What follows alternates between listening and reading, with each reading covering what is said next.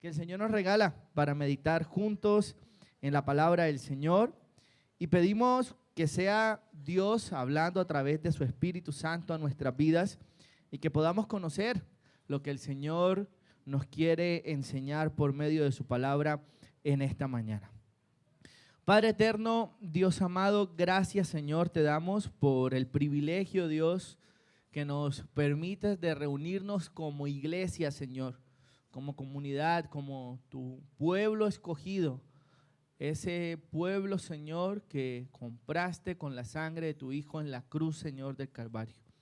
Gracias, Padre Celestial, por la obra gloriosa de nuestro Salvador cuando murió en la cruz tomando nuestro lugar y dándonos vida, Señor, y vida en abundancia. Gracias, Padre, por la vida de mis hermanos y por tu Espíritu Santo, quien es una realidad en nuestras vidas, Señor. Colocamos en este momento todo nuestro ser, Señor, espíritu, alma y cuerpo delante de tu palabra para que por medio de tu Espíritu Santo, Señor, tú nos hables, podamos conocer de ti, entender de tu palabra y vivir, Señor, conforme a tu propósito y a tu voluntad, Dios. Te lo pedimos en Cristo Jesús. Amén y amén. Bien, mis hermanos, a lo largo de varios domingos hemos estado estudiando un tema que tiene que ver con los 10 mandamientos o lo que conocemos como la ley moral de Dios. Para el día de hoy vamos a seguir estudiando un mandamiento más que encontramos en la Escritura y se encuentra en Éxodo capítulo 20, versículo número 15. Uno de los versículos más cortos de la Biblia y es: no hurtarás. No hurtarás, el octavo mandamiento de la ley moral de Dios. Y este octavo mandamiento, bueno, protege el derecho de la propiedad, la confianza social y también la integridad del corazón. La verdad, muchas veces podemos pensar que cuando hablamos de no hurtar o de no robar, nos referimos solamente a tomar algo que no nos pertenece. Pero vamos a mirar a la luz de la palabra que eso implica muchas más cosas y eso es lo que vamos a estar estudiando en esta oportunidad. Por eso, mis hermanos, el hurto no comienza en las manos, sino que la Biblia dice en Marcos capítulo 7 que comienza en el corazón. Dice la Escritura, versículos 21 y 22, porque dentro del corazón de los hombres salen los malos pensamientos, los adulterios, las fornicaciones, los homicidios, los hurtos. Es algo entonces que nace del corazón.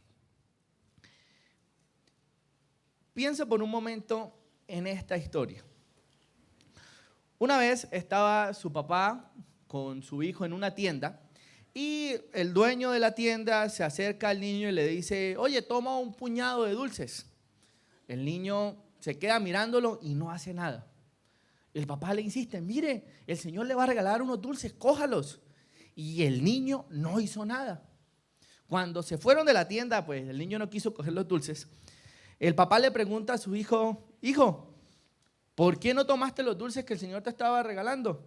Y el niño respondió: porque si yo los tomo, mi mano es pequeña, pero si Él me los da, su mano es más grande. Esa fue la respuesta del niño. Ahora quiero hacerle una pregunta. ¿Alguna vez han sentido que alguien les ha robado algo más valioso que el dinero? ¿Alguna vez has sentido que alguien le ha robado algo más valioso que el dinero? Hablemos tal vez de la confianza, de la paz, hasta de la buena reputación o del buen nombre. Piense por un momento en eso. Y es que, mis hermanos, a la verdad, aunque el dinero es algo importante en la vida cotidiana, creo que el faltar alguna de estas cosas es más doloroso que perder algo material. Cuando Dios nos dice en Éxodo capítulo 20, versículo 15, no hurtarás, Él no está pensando solamente en el hecho del dinero o de los objetos que se puedan tomar. Este mandamiento es mucho más profundo, pues protege la vida en comunidad, protege la confianza y refleja el carácter justo de Dios para la vida de sus hijos. Entonces, ¿qué significa para nosotros hoy vivir obedeciendo este mandamiento? La palabra del Señor nos da una guía clara de esto. Y es por eso que vamos a mirar que en primer lugar debemos vivir con honestidad en todo. Versículo clave, Éxodo 20:15 dice: no hurtarás. Pero por favor, acompáñeme a Levítico 19, versículo 11. Levítico 19, versículo 11, la palabra del Señor dice así: no hurtaréis y no engañaréis ni mentiréis el uno al otro. Acá la palabra en hebreo de no hurtarás literalmente es no robarás o no tomarás lo que no es tuyo de manera secreta o violenta. Este mandamiento, mis hermanos, aquí en Levítico capítulo 19, versículo 11, no se está limitando solamente al robar o al tomar dinero o bienes materiales. Aquí incluye el fraude, incluye los bienes, incluye el engaño, la manipulación y todo uso indebido de aquello que no nos pertenece, todo uso indebido del ajeno. Proverbios 11:1 dice: el peso falso es abominación a Jehová, mas la pesa cabal le agrada. En Éxodo 20:15 la orden es clara: no hurtarás. Sin embargo, en Levítico 19:11, versículo que estábamos leyendo, Dios amplía el alcance de este mandato. Pues dice, nuevamente lo leemos: no hurtaréis y no engañaréis ni mentiréis el uno al otro. Aquí vemos que para Dios el hurto, mis hermanos, no solamente se limita a llevarse algo, sino que incluye el fraude, que es usar engaños con negocios o relaciones, el engaño o la manipulación, que es aprovecharse de la ingenuidad del otro para sacar provecho para uno mismo, de la mentira, que es ocultar o distorsionar la verdad de Dios y la verdad en la forma del hurto, porque priva al otro de la justicia y la transparencia. Pero también debemos entender que hoy en día todo esto toca muchas cosas comunes de nuestra vida cotidiana. Tal vez en los muchachos o en los que están en la universidad, en colegio, copiarse en un examen. Usted está robando el conocimiento del otro. Está haciendo fraude. Cuando usted altera un informe en su empresa, en su trabajo, cuando vende un producto adulterado por algo que pasándolo por algo que está bueno, pero no está bueno, está vencido, tiene algo y usted lo pasa como si estuviera bueno. Cuando no se declaran los ingresos ante la DIAN, ante los entes que el Señor también ha permitido en nuestro país. Cuando se promete algo sabiendo que no se cumplirá. Y todo eso delante de Dios es hurto. Si nos vemos en el ejercicio práctico, pues vemos muchas cosas que lo que implica este mandamiento. Pero también Proverbios 11:1, lo leíamos, dice: el peso falso es abominación a Jehová, mas la pesa cabal le agrada. Y es que en la antigüedad, mis hermanos, muchos comerciantes usaban pesas adulteradas para sacar cierto beneficio y para engañar al comprador. Era, digámoslo así, un robo sutil o legalizado dentro del comercio antiguamente. Mire que en la Escritura nos habla acerca de eso. Pero desagradable y que Dios lo aborrecía delante de su presencia. La palabra abominación, que aparece allí en Proverbios capítulo 11, versículo 1, indica algo que es repugnante, que provoca un rechazo profundo y absoluto delante de Dios. Ahora, en contraste con lo que dice con la pesa cabal, que es algo que sí le agrada a Dios, vemos que lo que honra a Dios no es solo evitar el robo descarado, sino practicar la transparencia y la justicia en cada cosa de la vida. Por eso, en nuestros días, las pesas falsas o los pesos falsos pueden ser tal vez facturas infladas, informes adulterados, trabajo mediocre como algo que se hizo con excelencia pero en realidad no lo es, el uso indebido de los bienes de la empresa o de la misma iglesia. Todo eso es la idea de ese peso falso. Y cada vez que se falta esa medida, aunque nadie lo vea, recuerde que Dios sí lo ve. Y es por eso que estamos estudiando este principio, este mandato. Ahora, en medio de la honestidad, mis hermanos, es un reflejo del carácter de Dios. Y miremos que la raíz de este mandamiento no es meramente el hecho de algo moral para el pueblo de Israel y para aplicarlo hoy en día a nuestras vidas, sino que Deuteronomio capítulo 32, versículo 4 nos muestra algo acerca de nuestro Dios. Dice que Dios es veraz, que Dios es justo y que Dios es recto. Dice la Escritura, Él es la roca cuya obra es perfecta, porque todos sus caminos son rectitud. Dios de verdad y ninguna iniquidad en Él, es justo y recto.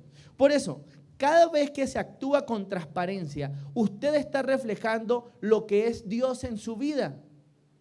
Cuando se falta a vivir de una manera honesta, no solamente se está atentando la parte moral de la vida de la persona, sino que también vemos que en este caso se está atentando contra el carácter mismo de Dios. Pues en Dios no hay nada de esto, no hay engaño, no hay todo este tipo de cosas que no le agradan al Señor. Por eso la honestidad no es solo cumplir la ley, mis hermanos. La honestidad es adorar a Dios con nuestra integridad. En la casa, en el trabajo, en la iglesia, en cualquier lugar donde usted se relacione, en lo privado, en lo público, usted debe honrar al Dios, porque eso es lo que la Escritura lo manda. La honestidad entonces honra a Dios y cuida al prójimo. El engaño deshonra a Dios y destruye la confianza. Pero también el mandamiento protege, el mandamiento de no hurtarás, protege la confianza social y la justicia de Dios. Y vamos a mirar por qué. Primero, porque el hurto no solo daña a la persona, sino que deshonra a Dios al despreciar la provisión que Él ha dado y a atentar a lo que es Dios, que Dios es verdad. Lo que se roba no son solo cosas. Usted puede robar tiempo cuando no cumple con sus responsabilidades. Usted puede robar confianza cuando se es deshonesto. Usted puede robar hasta la gloria de Dios cuando se toman créditos que al Señor le pertenecen y los toma para uno mismo. Allí también se está tomando algo que no nos pertenece. Por eso, mis hermanos, recuerde, robar no es solo meter la mano y agarrar algo que no nos pertenece. Es aprovecharse de alguien, es retener lo que no es nuestro y es incumplir a los compromisos que se han adquirido. Por eso, la honestidad honra a Dios y cuida al prójimo. Recuerde eso. La honestidad honra a Dios y cuida al prójimo. Vamos a mirar un segundo principio. Y el segundo principio es que debemos reconocer a Dios como nuestro proveedor. Reconozcamos a Dios como nuestro proveedor. Salmos 24:1 dice, de Jehová es la tierra y su plenitud, el mundo y los que en él habitan. Y hay otro versículo que también es bastante conocido en Primera de Crónicas 29:14. Dice la Escritura, porque ¿quién soy yo y quién es mi pueblo para que pudiésemos ofrecer cosas semejantes? Pues todo es tuyo y de lo recibido de tu mano te damos. Y en este punto, mis hermanos, quiero que miremos algo bien importante. Y es que la Escritura nos revela y muestra por principios dados por Dios que sí es bueno y el Señor permite que podamos tener cosas para nosotros.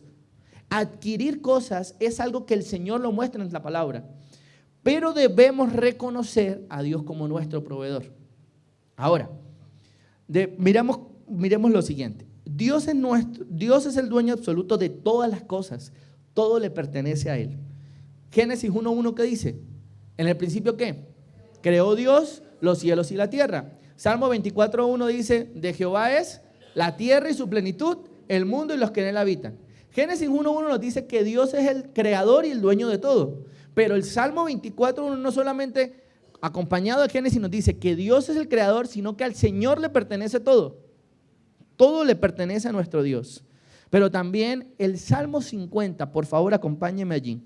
Salmo 50, versículo 7 en adelante, mire lo que nos muestra la Escritura. Dice la palabra del Señor. Oye, pueblo mío, y hablaré. Escucha, Israel, y testificaré contra ti.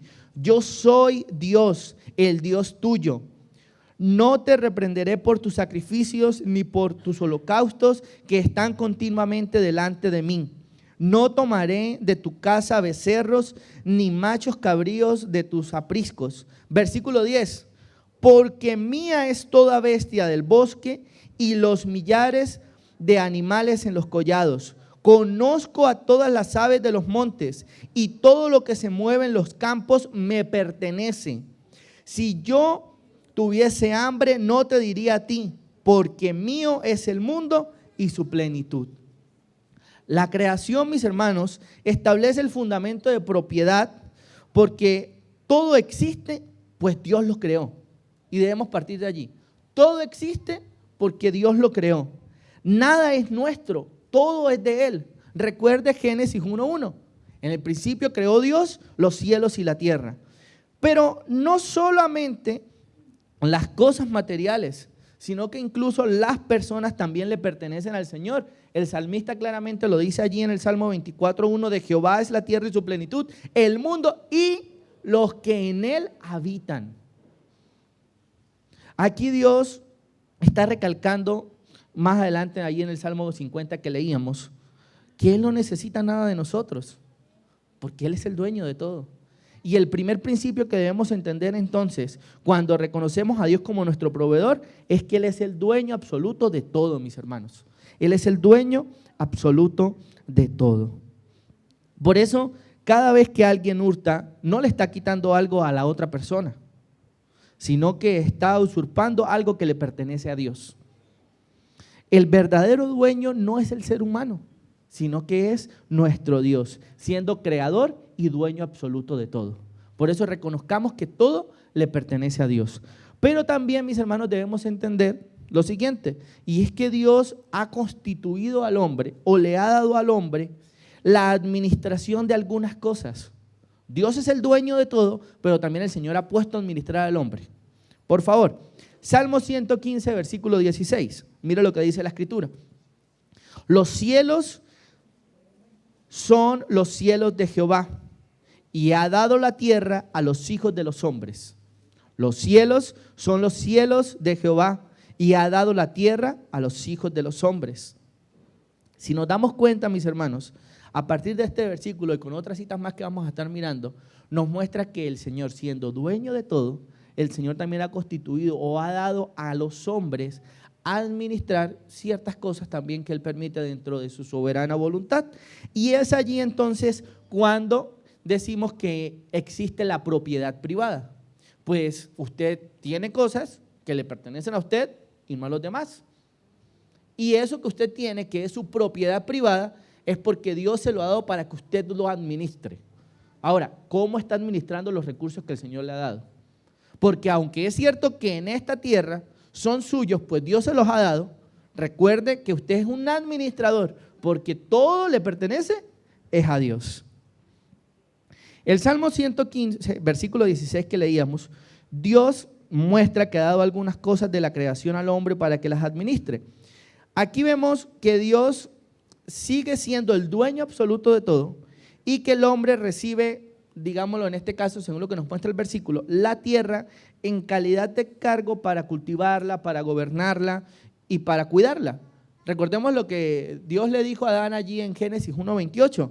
Y los bendijo Dios y les dijo: fructificad, multiplicaos, llenad la tierra y sojuzgadla, y enseñoread en los peces del mar, en las aves de los cielos y en todas las bestias que se mueven sobre la tierra.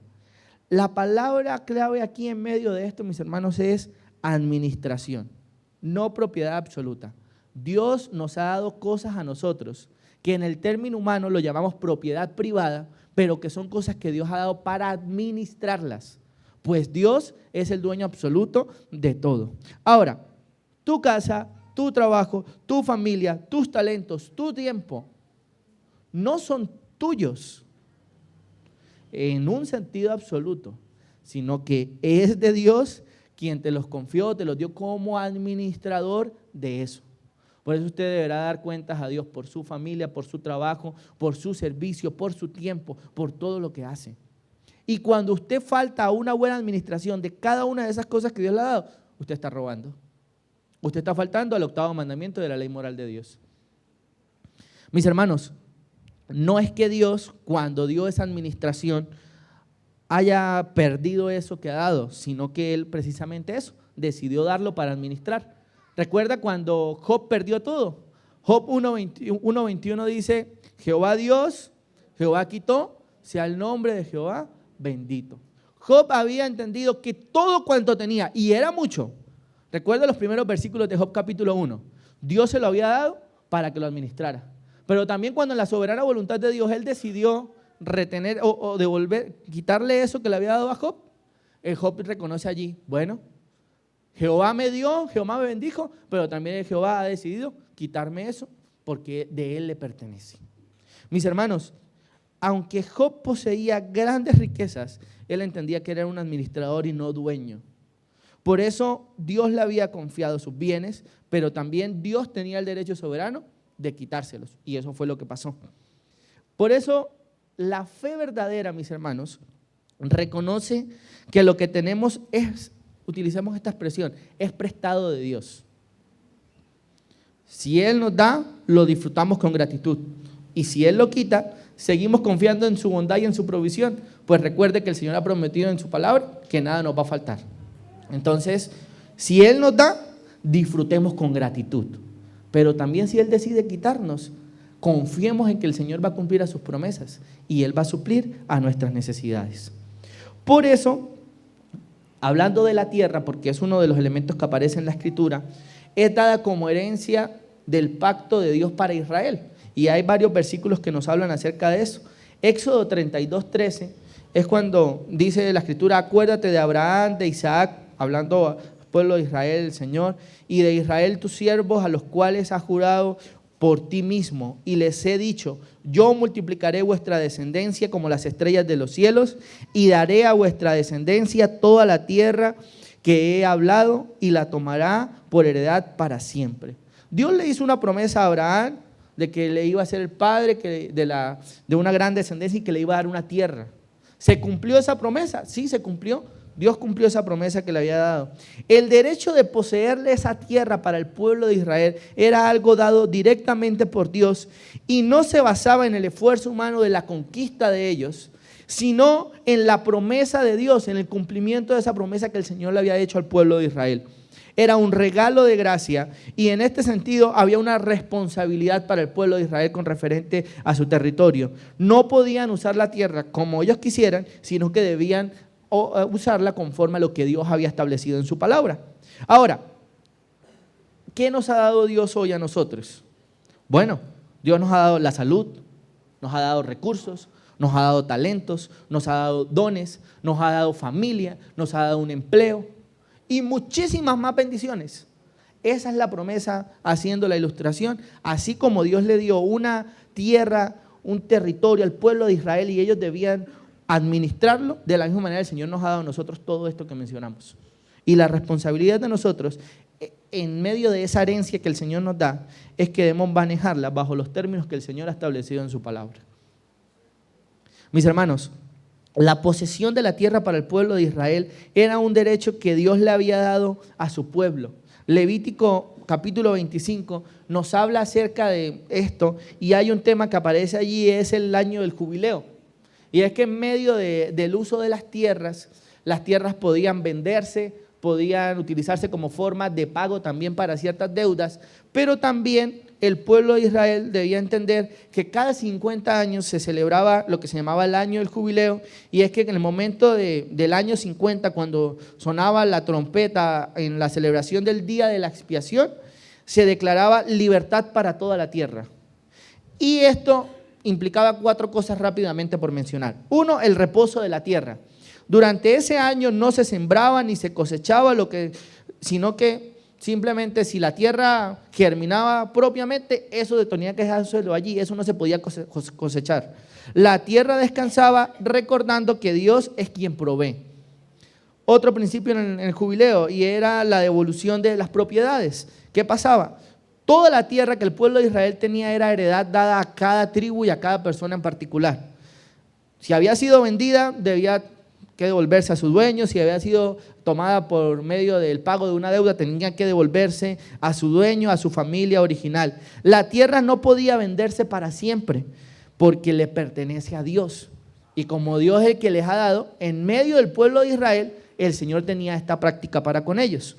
También implicaba la liberación de los esclavos. Entonces lo mismo, cuando llegaba el año de jubileo, todas las personas que habían sido esclavas en medio del mismo pueblo para pagar una deuda o algo relacionado, pues también volvían a ser libres porque ese era ese momento, ese año. Y la restauración justa de los negocios. ¿Qué era esto? Es que el precio de la tierra se calculaba según el número de cosechas que quedaban hasta el jubileo. Los negocios se hacían así en medio del pueblo de Israel. Cuantos más años faltaban, más alto era el valor de la tierra. Pero cuanto menos años faltaban para ese año de jubileo, entonces tenía menos valor. Esto era la manera, entonces, como Dios le dejó claro al pueblo de Israel que nunca podían poseer lo que el Señor les había dado como dueños absolutos. Hoy en día, por ejemplo, en temas de salud, está lo que se conoce como la eutanasia, ¿cierto? Donde la persona, digamos, libremente toma su decisión si decide o no aplicarse este procedimiento médico para morir.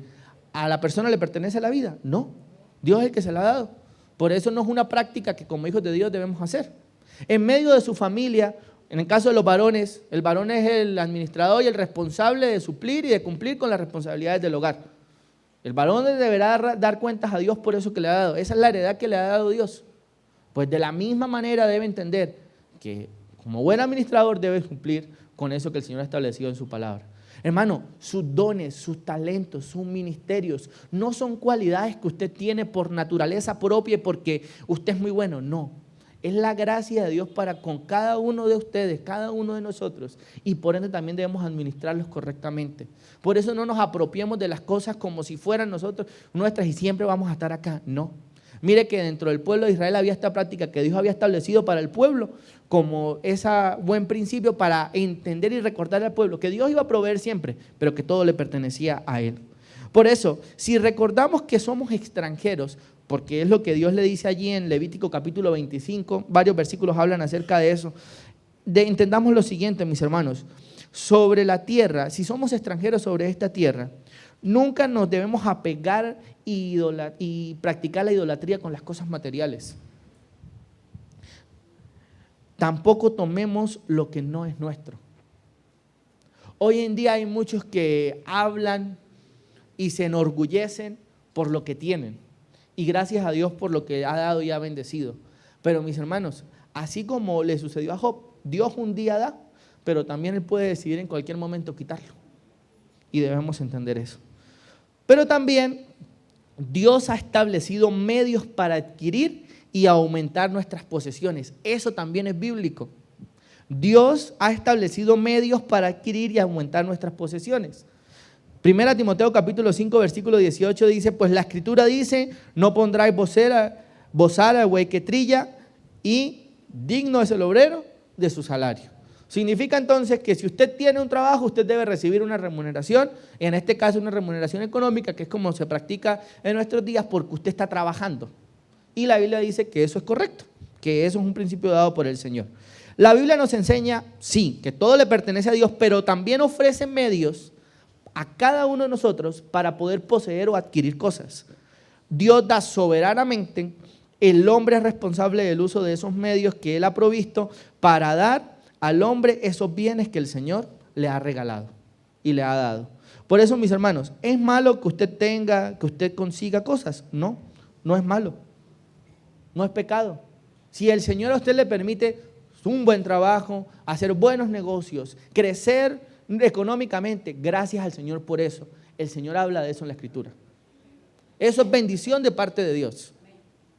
Debemos entender que lo que no podemos hacer es apegarnos a esas cosas porque son materiales. Y debemos entender que todo eso que el Señor permite, aunque Él ha dejado medios para que nosotros adquiramos cosas, somos administradores de eso que el Señor ha dado, porque debemos reconocer que Dios es el que provee todo cuanto tenemos. La Biblia enseña entonces que Dios es nuestro proveedor. Primera de Crónicas, capítulo 29, versículos 10 al 14, mira lo que dice. Asimismo, se alegró mucho el rey David y bendijo a Jehová delante de toda la congregación. Y dijo David, bendito seas tú, oh Jehová, Dios de Israel, nuestro Padre, desde el siglo y hasta el siglo. Versículo 11, tuya es, oh Jehová, la magnificencia y el poder, la gloria, la victoria y el honor. Porque todas las cosas que están en los cielos y en la tierra son tuyas. Tuyo, oh Jehová, es el reino, y tú eres excelso sobre todos. Las riquezas y la gloria proceden de ti, y tú dominas sobre todo. En tu mano está la fuerza y el poder, y en tu mano el hacer grande y el dar poder a todos. Ahora pues, Dios nuestro, nosotros alabamos y loamos tu glorioso nombre, porque ¿quién soy yo y quién es mi pueblo para que pudiésemos ofrecer voluntariamente cosas semejantes? Pues todo es tuyo y de lo recibido de tu mano te damos. La Biblia establece medios para recibir esa provisión de parte de Dios. Y debemos entender lo siguiente: hay una conexión, mis hermanos, que no podemos ignorar entre el uso diligente de los bienes. Ahora, obviamente el hurto, el fraude, el robo no es uno de esos medios. Tampoco los juegos de azar, la lotería, el chance, todo eso es codicia. Medios como tal vez una herencia, una ofrenda generosa y el trabajo mismo, que es el método por excelencia o el medio por excelencia que Dios ha dejado en su palabra para que podamos adquirir bienes. Ahora, la Biblia expresa una conexión clara entre el trabajo, la prudencia, la responsabilidad y la prosperidad. Si usted trabaja prudentemente, con responsabilidad, tenga la plena seguridad que el Señor le va a prosperar en todo lo que usted haga. Porque recuerde que el que trabaja es digno de recibir algo, el sueldo. Si usted lo hace, cuando hablamos de prudencia, es que usted lo haga de manera honrada, de que usted no tome algo que no le pertenece y que lo haga bien. Ya hemos hablado del tiempo, de los bienes, bueno, de todo esto que hemos estado hablando. Si usted actúa, si usted cumple con su trabajo de manera responsable, tenga la plena seguridad, Dios le va a prosperar. Eso es bíblico. Claro está, diferente a la doctrina de la prosperidad, que eso ya es otro tema aparte y eso sí no es bíblico. Pero lo que nos muestra la Escritura es que por medio del trabajo, si usted administra correctamente lo que Dios le ha dado y usted comienza a ser bendecido por Dios, disfrute y administre lo que el Señor le ha dado, mi hermano. Pero también nos muestra que hay una conexión entre la pereza, la imprudencia y la carencia material. Proverbios, por favor, capítulo 6. Proverbios 6. Versículos 6 al 11, mire lo que dice la Escritura. Ve a la hormiga, oh perezoso, mira sus caminos y sé sabio, la cual no tiene capitán, ni gobernador, ni señor. Prepara en el verano su comida y recoge en el tiempo de la siega su mantenimiento. Perezoso, ¿hasta cuándo has de dormir? ¿Hasta cuándo te levantarás de tu sueño? Un poco de sueño, un poco de dormitar y cruzar por un poco las manos para reposo. Así vendrá tu necesidad como caminante y tu pobreza como hombre armado.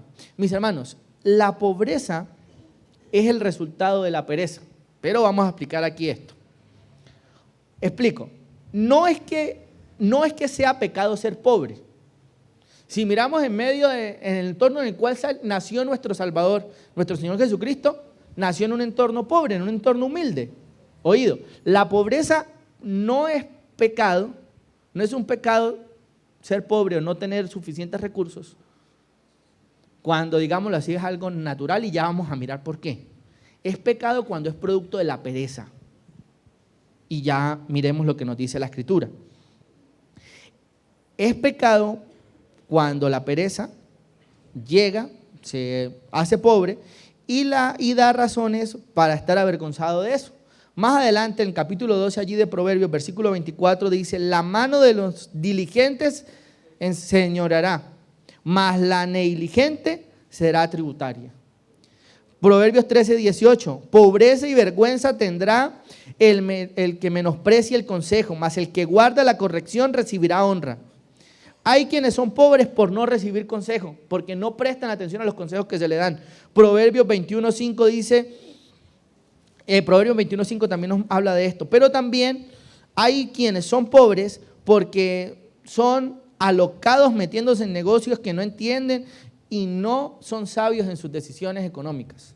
Proverbios 24, 30 al 34 dice: pasé junto al campo del hombre perezoso y junto a la viña del hombre de falto entendimiento. Y he aquí que por toda ella había crecido los espinos, ortigas habían ya cubierto su faz, y su cerca de piedras estaba ya destruida. Miré y lo puse en mi corazón, lo vi y tomé consejo. Un poco de sueño, cabeceando otro poco, poniendo manos sobre la mano otro poco para dormir. Así vendrá como caminante tu necedad y tu pobreza como hombre armado. Mis hermanos, cuando usted es perezoso, cuando a usted no le gusta trabajar, usted va a ser avergonzado y va a ser una persona pobre. Eso es lo que dice la Escritura. Cuando no se quiere trabajar, mire el ejemplo que nos muestra allí Proverbios capítulo 24, lo que dice que iba pasando una persona y vio un campo de alguien. Tenía su cosecha, pero no le dio mantenimiento. Dejó que se creciera la maleza, la cerca la dejó que se cayera. ¿Y qué iba a recibir de eso? Nada, estaba tirado durmiendo, estaba siendo perezoso. Pues eso que había invertido lo volvió más pobre. ¿Por qué?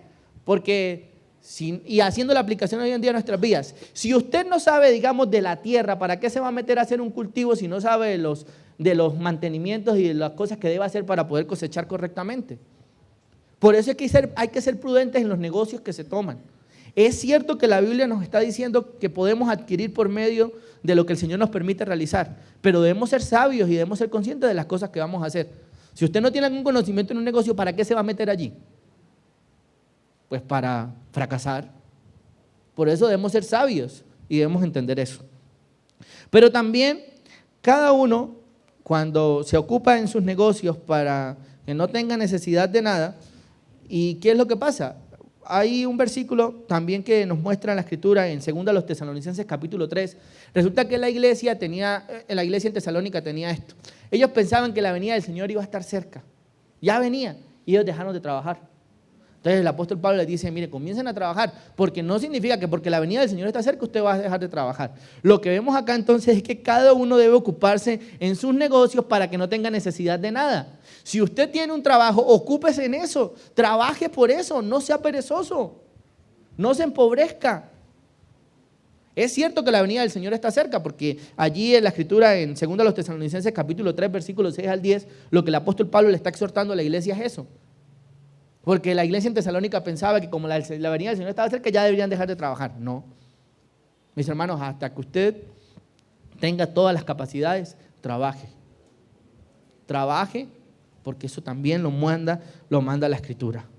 Pero también recordemos que el hombre pobre, hablando de esto, no es porque puede pasar, no es porque muchas personas son pobres, no porque sean perezosas, no porque sean irresponsables o sean insensatas. No, la pobreza también puede ser el designio de Dios para una persona. Primero de Samuel, capítulo 2, versículo 7, mire lo que dice. Jehová empobrece y él enriquece, abate y enaltece. Si el Señor en medio de su soberana voluntad, Él ha permitido que algunas personas puedan recibir muchísima bendición y ser ricos, gloria a Dios y bendición para las personas que el Señor permitió que sean ese tipo de personas. Pero también si el Señor permite que una persona, no es porque sea perezosa, porque no le gusta el trabajo, sino que lo haga, pero viva de manera humilde, bueno, confíe en que Dios le va a proveer y le va a suplir todo cuanto necesita. Pero en medio de esa humildad o de esa pobreza, no sea perezoso, trabaje, consiga, esfuércese siempre. Eso es lo que nos muestra la Escritura.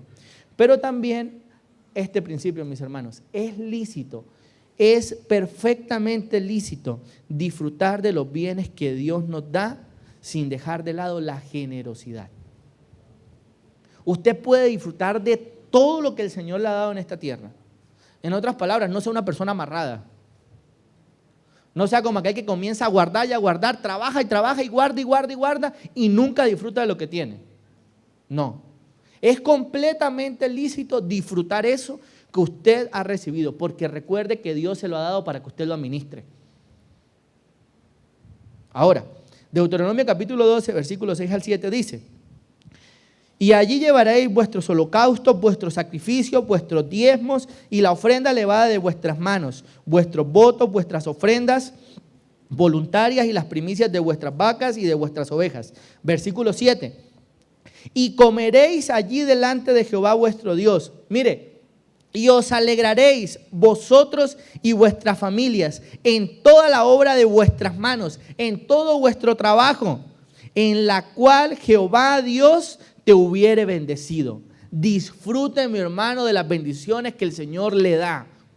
No se limite a eso, disfrútelas, pero disfrútelas administrándolas bien y siendo generoso.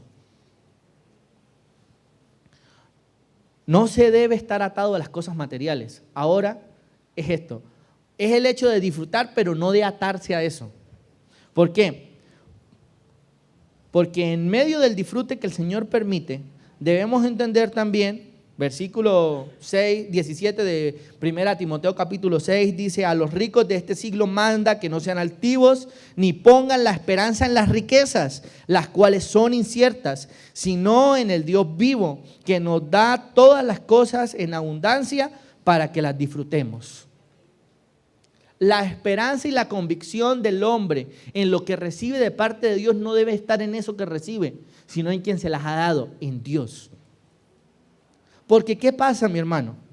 Cuando usted no administra correctamente, no disfruta eso, usted no está siendo agradecido con lo que el Señor le da. Usted puede llevar, eso lo puede llevar a ser un mal administrador. Y cuando usted administra mal, usted puede llegar a hurtar. Y ahí es donde vemos la aplicación del mandamiento. Hay una práctica que es el ascetismo, y es una práctica religiosa o filosófica donde busca alcanzar la perfección espiritual mediante la renuncia a los placeres, a las comodidades y a los bienes materiales. Hoy en día hay muchas personas que piensan, y son muy legalistas, en que piensan: no, es que si yo tengo dinero eso es pecado porque es que eso es algo de este mundo. No, es que yo no puedo hacer esto porque no, es que eso, y me estoy aferrando a las cosas de este mundo. Mi hermano, por favor, tenga presente, disfrute de lo que el Señor le ha dado, sí. Gócese, alégrese, disfrute con su familia, sea generoso. No caiga en el legalismo de no disfrutar lo que el Señor le ha dado. Pero por favor, si el Señor le ha bendecido abundantemente, no coloque su esperanza en eso que el Señor le ha dado. Recuerda el ejemplo de Job. Jehová dio, Jehová quitó. Así como Dios bendice en abundancia, también el Señor puede quitar todo. Y debemos entender eso.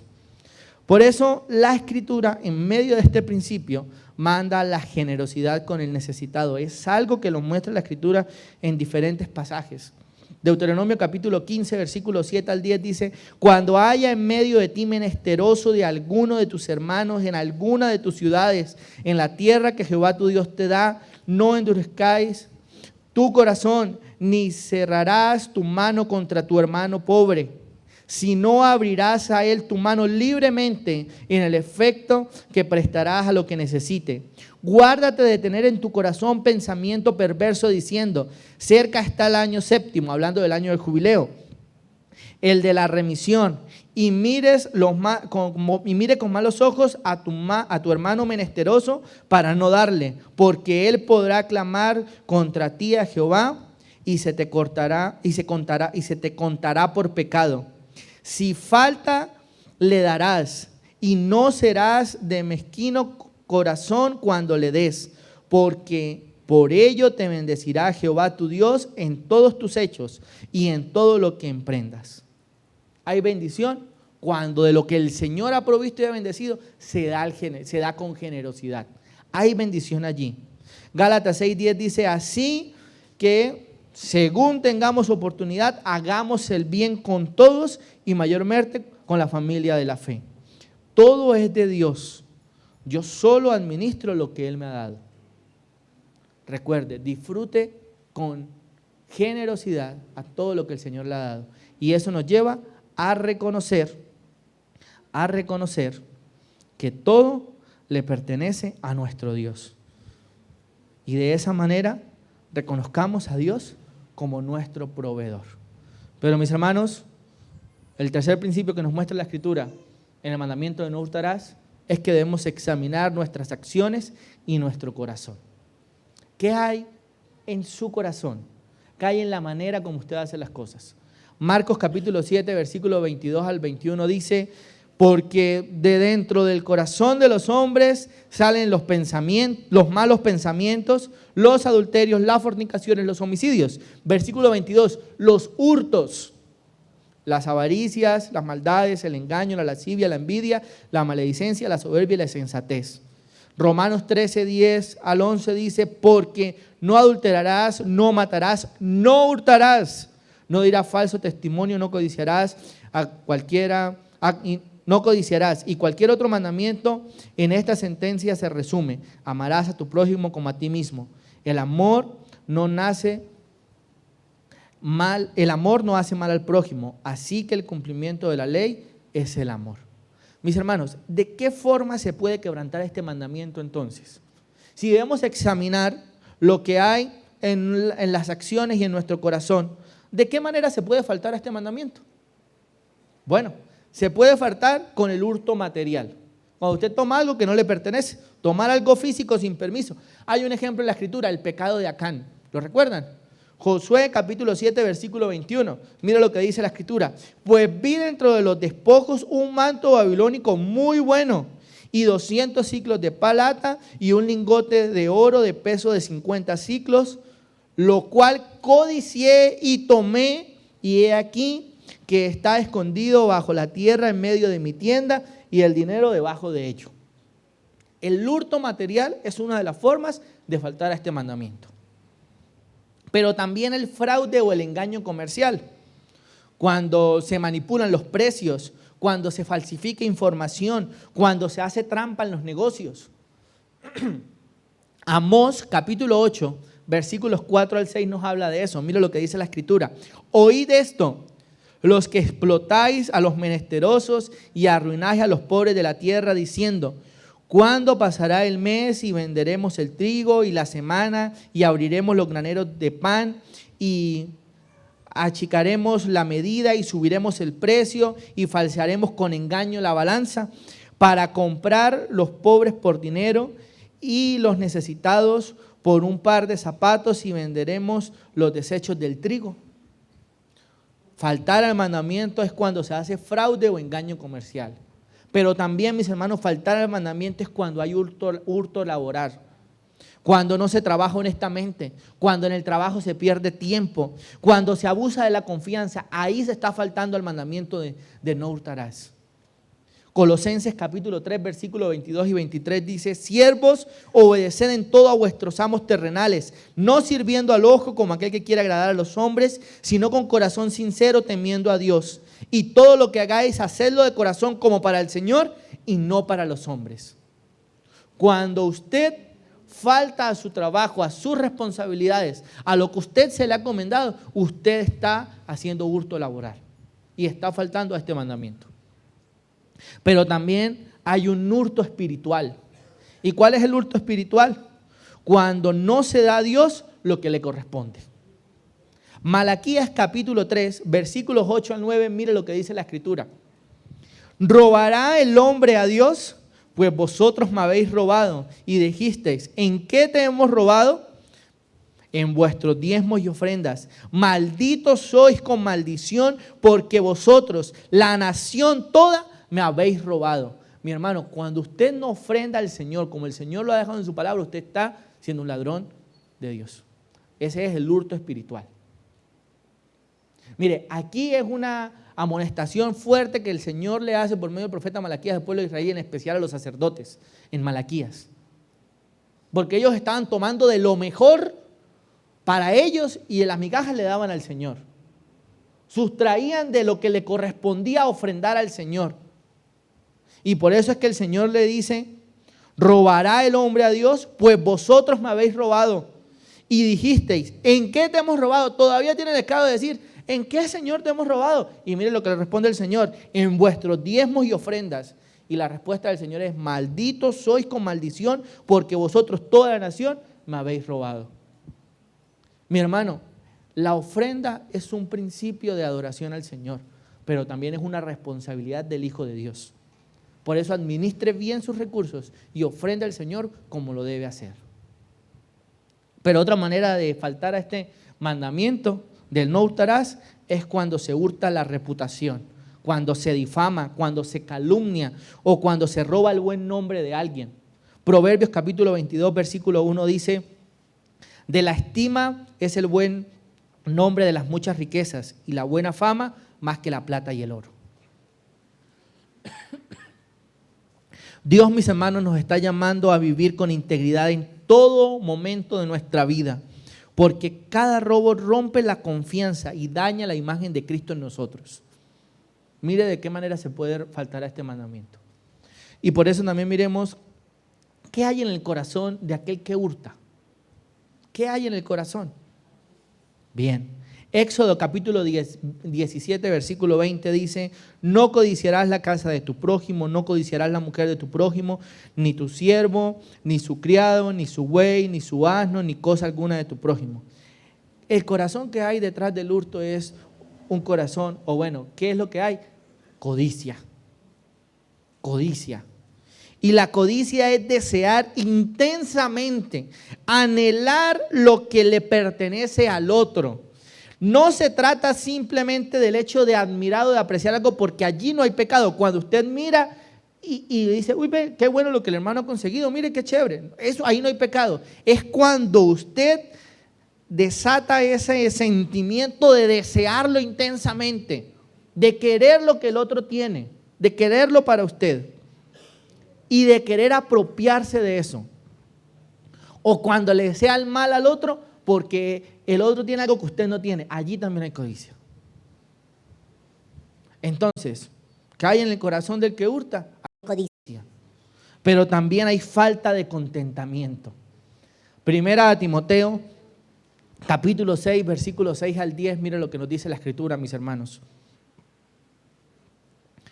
Pero gran ganancia es la piedad acompañada de contentamiento, porque nada hemos traído a este mundo y sin duda nada podremos sacar. Así que teniendo sustento y abrigo, estemos contentos con esto, porque los que quieren enriquecerse caen en tentación y lazo y en muchas codicias necias y dañosas que hunden a los hombres en destrucción y perdición. Versículo 10. Porque raíz de todos los males es el amor al dinero, el cual codiciando algunos se extraviaron de la fe y fueron traspasados de muchos dolores. Pablo acá está diciendo, mis hermanos, el apóstol Pablo dice que la piedad acompañada de contentamiento es gran ganancia. ¿Qué significa esto? Bueno, el ladrón, haciendo un ejemplo acá, el ladrón en cambio lo que cree es que su ganancia está en obtener lo que no tiene. Y lo que dice la Escritura aquí es que la piedad acompañada de contentamiento es gran ganancia. Cuando usted está contento con lo que el Señor le ha provisto, eso es gran ganancia.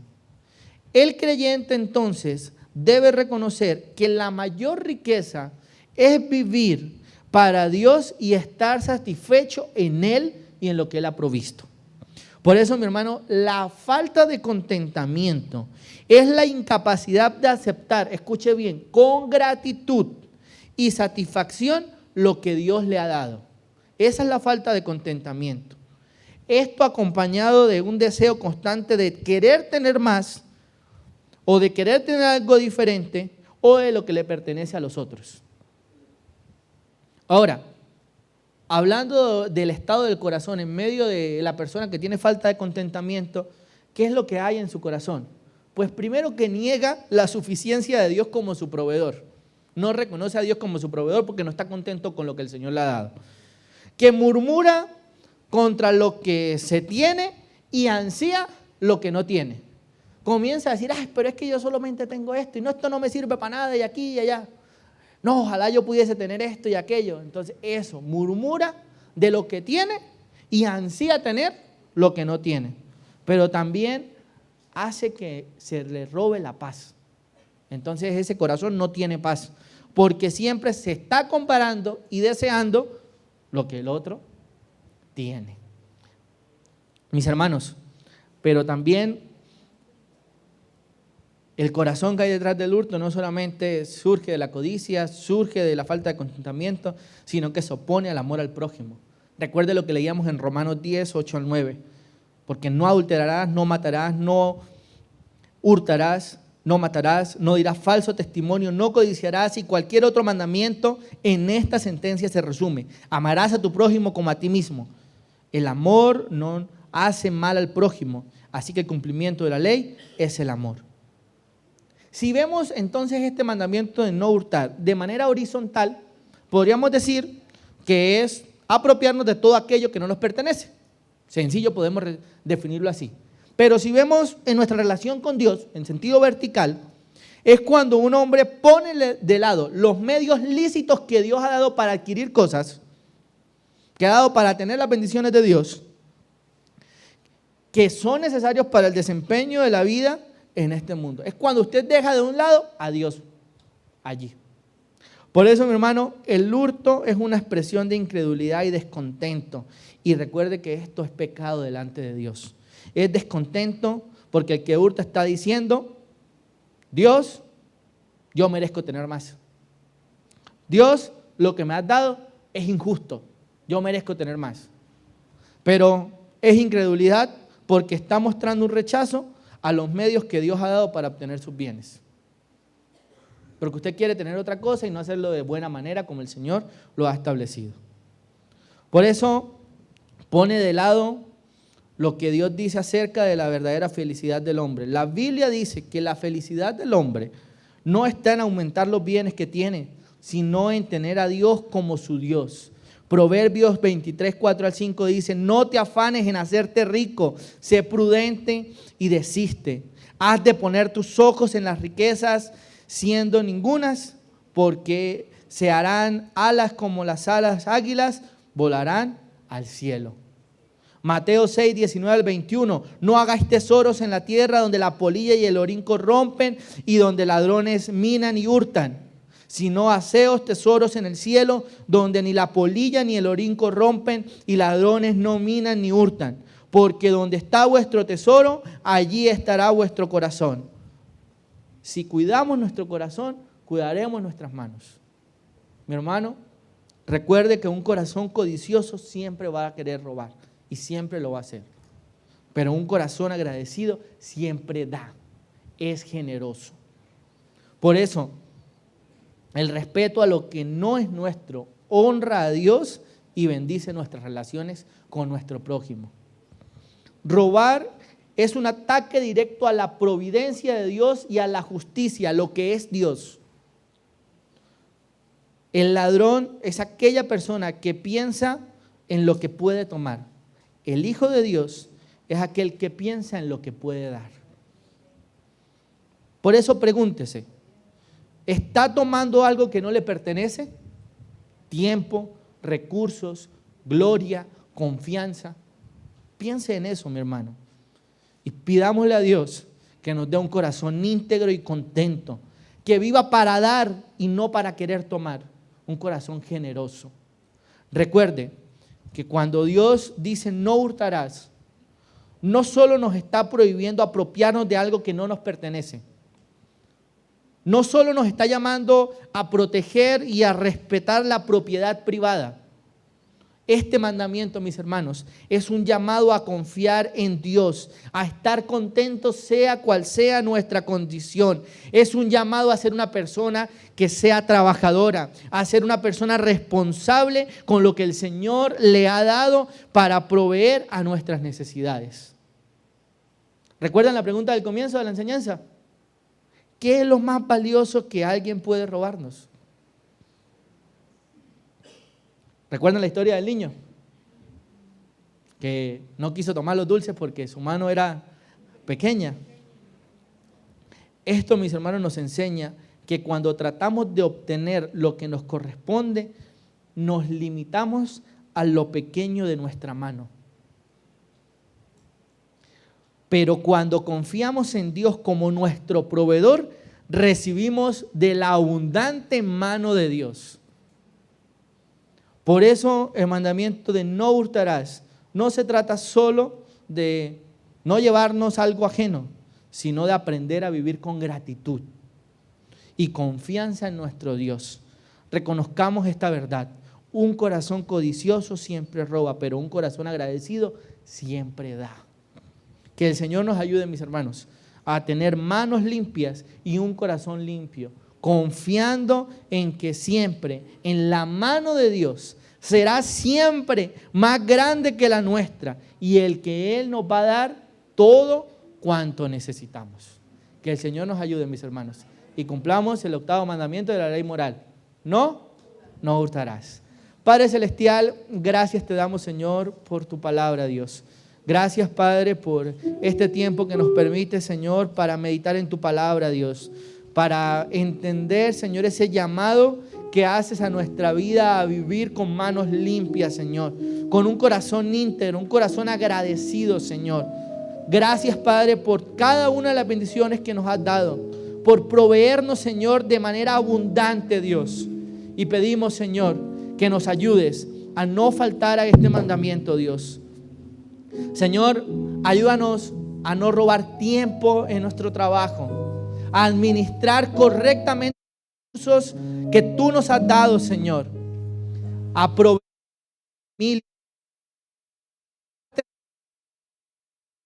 que tú nos has dado, Señor, y a poder entender y reconocer, Padre Celestial, que tú eres el dador de todo y que tú estás en medio nuestro. Tú ves todo, ves el deseo de nuestro corazón. Cuida nuestro corazón, cuida nuestra vida y ayúdanos a vivir en integridad, Dios. Te lo pedimos, Padre, en Cristo Jesús.